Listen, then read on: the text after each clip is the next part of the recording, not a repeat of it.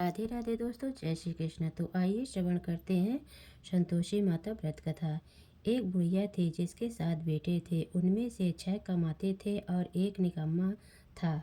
वह बुढ़िया उन 6 को अच्छी रसोई बनाकर प्रेम पूर्वक खिला देती। 7वें को बचा कुचा जूठन खिलाती थी, परंतु वह भोला था, अतः मन में कुछ भी विचार नहीं रखता था। एक दिन वह अपनी पत्नी से बोला, देखो मेरी माता मुझे कितना प्रेम है। उन्होंने कहा, वह तुम्हें सभी की जूठन खिलाती है, फिर भी तुम ऐसा कहते हो। चाहे तो तुम समय आने पर देख लेना। एक दिन बहुत बड़ा त्योहार आया। बुढ़िया ने 7 प्रकार के शुभ भोजन और चूरमे के लड्डू बनाए।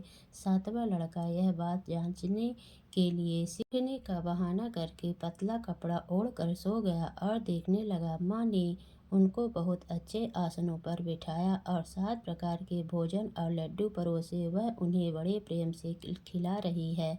जब वे 6 उठ गए तो माँ ने उनकी थालियों से जूठन इकट्ठा की और उनसे एक लड्डू बनाया। फिर वह 7वें लड़के से बोली, अरे रोटी खा ले। वह बोला, माँ मैं भोजन नहीं करूँगा, मैं तो परदेश जा रहा हूँ। माँ ने कहा, कल जाता है तो आज ही चला जा। वह घर से निकल गया। चलते समय उसे अपनी पत्नी की याद आई, जो गौशाला में कंडे थाप रही थी। तो बोला, हम विदेश को जा रहे हैं, आएंगे कछुकाल, तुम रखियो संतोष से धर्म आपनो पाल।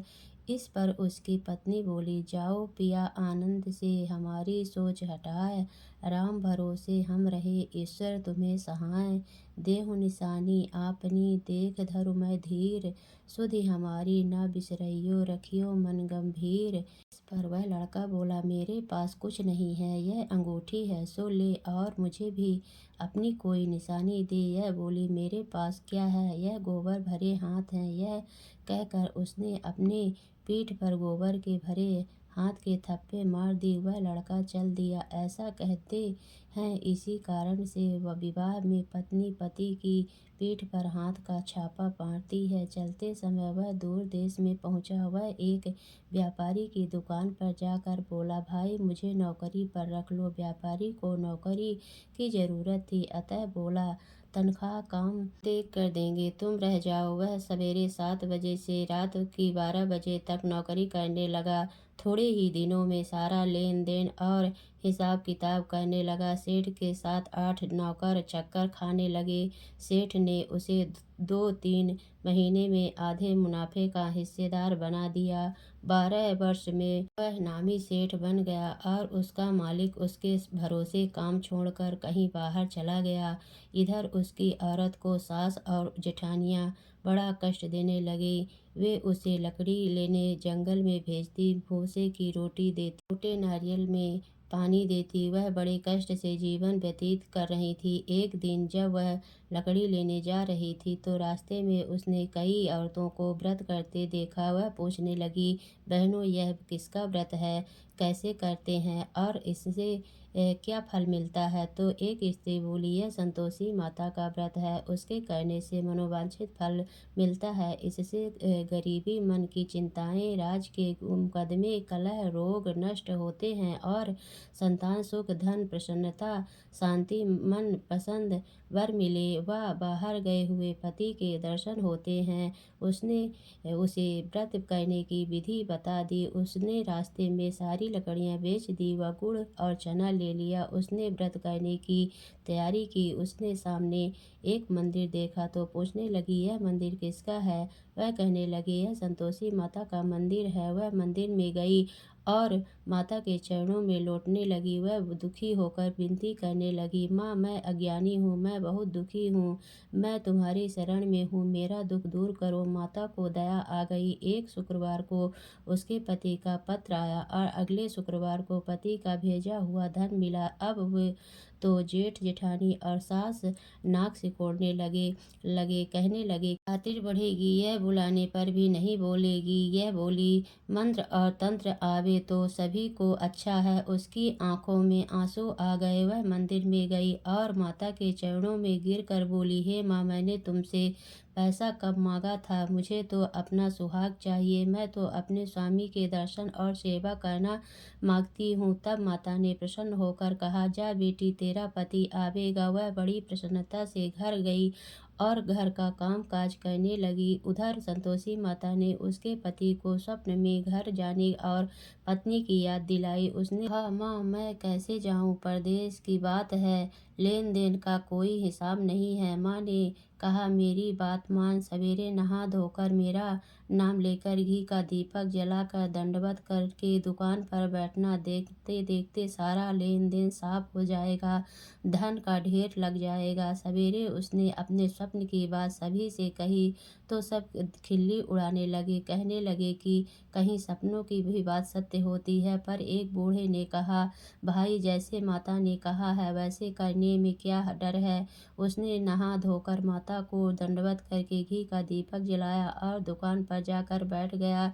थोड़ी ही देर में सारा लेन देन साफ हो गया, सारा माल बिक गया और धन का ढेर लग गया। वह प्रसन्न हुआ और घर के लिए गहने और सामान वगैरह खरीदने लगा। वह जल्द ही घर को रवाना हो गया। इधर बेचारी उसकी पत्नी रोज लकड़ियां लेने जाती और रोज संतोषी माता की सेवा करती। उसने माता से पूछा, हे माँ, यह धूल कैसी उड़ रही है? माता ने कहा, तेरा पति आ रहा है, तू लकड़ियों के 3 बोझ बना ले। एक नदी के किनारे रख, एक यहाँ रख और एक तीसरा अपने सिर पर रख ले। तेरे पति के दिल में उस लकड़ी के गट्ठे को देखकर मोह पैदा होगा। जब वह यहाँ रुक कर नाश्ता पानी करके घर जाएगा, तब तू लकड़ियाँ उठाकर घर जाना और चौक के बीच में गट्ठा डालकर जोर जोर से 3 आवाजें लगाना। सासू जी, लकड़ियों का गट्ठा लो, भूसे की रोटी दो और नारियल के खोपड़े में पानी दो। आज मेहमान कौन आया है? इसने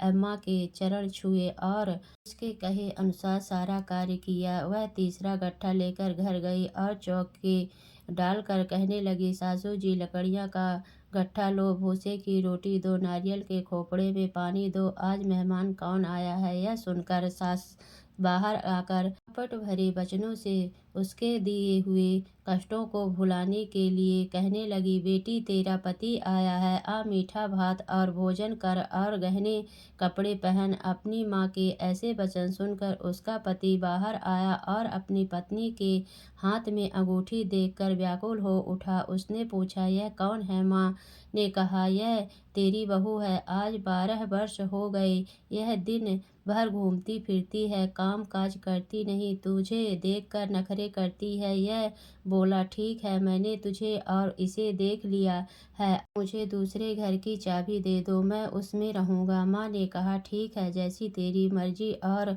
उसने चाबियों का गुच्छा पटक दिया। उसने अपना सामान तीसरी मंजिल के ऊपर के कमरे में रख दिया। एक ही दिन में वे राजा के समान ठाट बाट वाले बन गए। इतने में अगला शुक्रवार आया। बहू ने अपनी माता से कहा, मुझे संतोषी माता के व्रत का उद्यापन करना है। वह बोली, बहुत अच्छा, खुशी से कर ले। जल्दी ही उद्यापन की तैयारी करने लगी। उसने जेठ के लड़कों को जिमने के लिए कहा। उन्होंने मान लिया। उन्होंने पीछे से उन्हें अपने बच्चों को सिखाया, तुम खटाई मांगना जिससे उसका उद्यापन पूरा ना हो। लड़के ने जीभ कर खटाई मांगी। बहू कहने लगी, भाई, खटाई किसी को नहीं दी जाएगी, यह तो संतोषी माता का प्रसाद है। लड़के खड़े हो गए और बोले, पैसा लाओ। वह बोली, कुछ न समझ सकी उनका क्या भेद है। उसने पैसे दे दिए और वे इमली की खटाई मंगा कर खाने लगे। इस पर संतोषी माता ने उस पर रोष किया। राजा के दूत उसके पति को पकड़ कर ले गए। वह बेचारी बड़ी दुखी हुई और रोती हुई माता जी के मंदिर गई और उनके चरणों में गिरकर कहने लगी, हे माता, यह क्या किया? हंसकर अब तू रुलाती है मुझे। माता बोली, पुत्री, तुझे दुख है कि तूने अभिमान करके मेरा व्रत तोड़ा है और इतना जल्दी सब बातें भुला दी। वह कहने लगी, माता, मेरा कोई अपराध नहीं है, मुझे तो लड़कों ने भूल में डाल दिया, मैंने भूल से ही उन्हें पैसे दे दिए। माँ, मुझे क्षमा करो, मैं दोबारा तुम्हारा उद्यापन करूँगी। माता बोली, जा, तेरा पति रास्ते में आता हुआ मिलेगा। उसे रास्ते में उसका पति मिला। उसने पूछने पर कहा कि मुझे राजा ने मुझे बुलाया था। उससे मिलने गया था। कुछ ही दिन बाद फिर शुक्रवार आया। वह दोबारा पति की आज्ञा से उद्यापन करने लगी। उसने फिर जेठ के लड़कों को बुलवा दिया। जेठानी ने फिर वही बात खा दी। लड़के भोजन के बाद फिर खटाई मांगने लगे। उसने कहा, खटाई कुछ भी नहीं मिलेगी, आना हो तो आओ। यह कहकर वह ब्राह्मणों के लड़कों को लाकर भोजन कराने लगी। यथाशक्ति उसने उन्हें दक्षिणा दी। संतोषी माता उस पर बड़ी प्रसन्न हुई। माता की कृपा से 9वें मास में उसके एक चंद्रमा के समान सुंदर पुत्र हुआ। अपने पुत्र को लेकर वह रोजाना मंदिर जाने लगी। एक दिन संतोषी माता ने सोचा कि यह रोज यहाँ आती है, आज मैं इसके घर चलूं, इसका सासरा देख आऊं। सोचकर उसने एक भयानक रूप बनाया। गुड़ व चने से सना मुख, ऊपर को सूंड के समान होंठ, जिन पर मक्खियां भिनभिना रही थी। इसी सूरत में वह उसके घर गई। देहली में पांव रखते ही उसकी सास बोली, देखो कोई डायन आ रही है, उसने भगाओ नहीं तो खा जाएगी। लड़के भगाकर खिड़की बंद करने लगे। 7वें लड़के की बहू खिड़की से सब देख रही थी। वह वहीं से चिल्लाने लगी, आज मेरी माता मेरे घर आई है। यह कहकर उसने बच्चे को दूध पीने से हटाकर इतने में सास बोली, पगली किसे देखकर उतावली हुई है, बच्चे को फटक दिया। इतने में संतोषी माता के प्रताप से वह वहाँ लड़के ही लड़के नजर आने लगे। बहू बोली, सासू जी, मैं जिसका व्रत करती हूँ यह वो ही माता संतोषी हैं। यह कहकर उसने सारी खिड़कियां खोल दी। सबने संतोषी माता के चरण पकड़ लिए और विनती कर कहने लगे, हे माता, हम मूर्ख हैं, ज्ञानी हैं, पापिनी हैं, तुम्हारे व्रत की विधि हम नहीं जानती। तुम्हारा व्रत भंग कर हमने बहुत बड़ा अपराध किया है। हे जगत जननी, हे माता, आप हमारा अपराध क्षमा करें। इस पर माता उन पर प्रसन्न हुई। बहू को जैसा फल दिया वैसे सबको देना है। माँ सबका कल्याण करना। तो बोलिए संतोषी माता की जय।